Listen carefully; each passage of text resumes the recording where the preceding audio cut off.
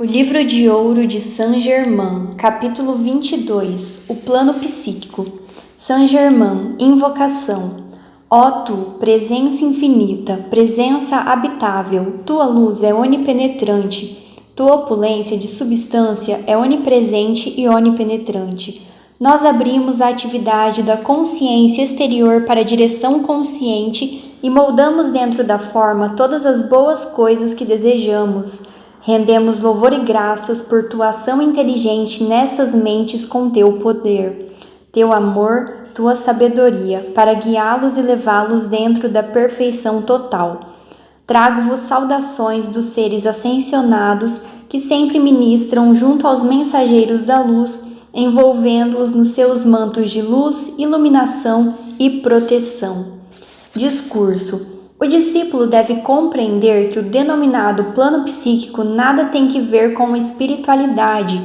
É uma faculdade da consciência humana que pode ser desenvolvida por seres humanos que lhe dispensarem atenção suficiente. Mas o indivíduo que deseja penetrar no plano psíquico sozinho, consciente ou inconscientemente, melhor seria não houvesse nascido nesta encarnação.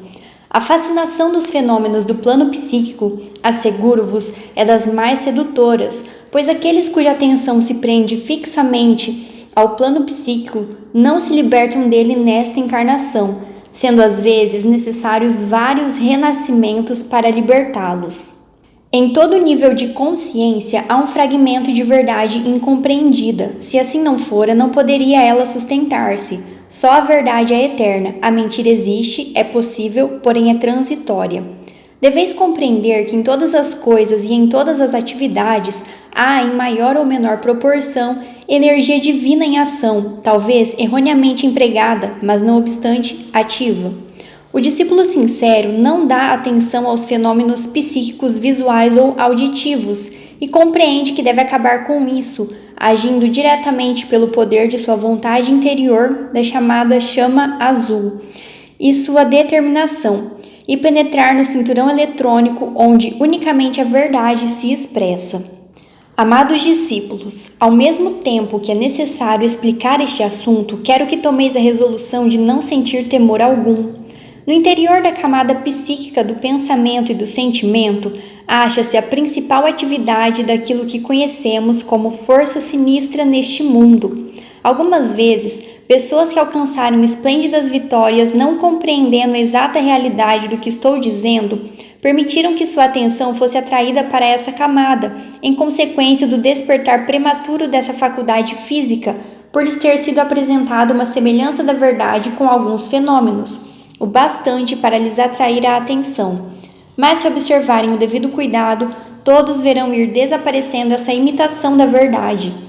Um dos atributos, talvez o mais fascinante desse plano, consiste em fazer falsas profecias, induzindo o indivíduo a vaticinar extravagâncias, de vez em quando uma se cumpre, a fim de prender mais fortemente a atenção.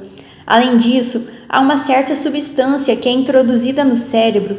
Ainda não vos posso dar maiores explicações a esse respeito. Isso torna impossível, mesmo ao mestre, interferir para auxiliar o indivíduo, porque foi pelo seu livre-arbítrio que ele aceitou a situação. Tem havido casos em que a pessoa percebeu o erro antes de ter avançado demais, e a um intenso pedido de libertação, um dos irmãos foi enviado para libertá-la completamente. Ocasionalmente surge alguém que, devido à sua grande pureza, passa pelo plano psíquico sem conhecê-lo ou contatá-lo. Tal pessoa é realmente muito venturosa. As forças que existem nesse plano atuam mais diretamente sobre a natureza sentimental, o que quer dizer sobre as paixões do indivíduo, por serem mais facilmente atingíveis. Aqueles que perderam o poder de controlar suas paixões, tanto pelo sexo como pela ira, ficaram consciente ou inconscientemente enredados na esfera psíquica do pensamento e sentimento, abrindo desse modo as portas de seus belos e magníficos templos de Deus.